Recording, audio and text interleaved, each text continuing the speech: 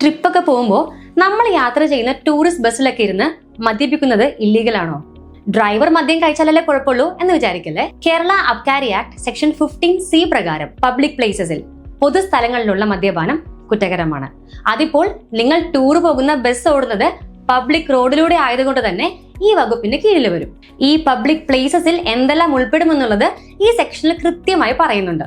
ഇനി streets, courts, police stations, clubs, parks, vehicles, restaurants, hotels എന്നിവയെല്ലാം ഇതിൽ പെടും. ഇനി ഞങ്ങളുടെ പ്രൈവറ്റ് വെഹിക്കിളിലാണ് ഞങ്ങൾ ഇരുന്ന് മദ്യം കഴിച്ചതെന്ന് പറഞ്ഞിട്ട് കാര്യമില്ല. ഒരു പബ്ലിക് പ്ലേസിലോ റോഡിലോ ആണ് നിങ്ങളുടെ കാറെങ്കിൽ അവിടെ ഇരുന്ന് മദ്യം കഴിച്ചാലും കുറ്റകരമാണ്. എന്നാൽ കമ്മീഷണർ സ്പെസിഫിക് ലൈസൻസ് ഗ്രാന്റ് ചെയ്തിട്ടുള്ള ബാർ പോലെയുള്ള പ്ലേസസും പ്രൈവറ്റ് റെസിഡൻഷ്യൽ റൂംസ് എല്ലാം ഇതിന് എക്സെപ്ഷണൽ കേസസ് ആണ്. ഇനി പബ്ലിക് പ്ലേസിൽ ഇരുന്ന് മദ്യപിച്ചാൽ എന്താണ് ശിക്ഷയെന്നോ? കേരള അബ്കാരി ആക്ട് സെക്ഷൻ 63 പ്രകാരം 5000 രൂപ വരെ ഫൈനോ അല്ലെങ്കിൽ 2 വർഷം വരെ ജയിൽ ശിക്ഷയോ അല്ലെങ്കിൽ ഇത് രണ്ടും കൂടെ ലഭിക്കാവുന്നതാണ്.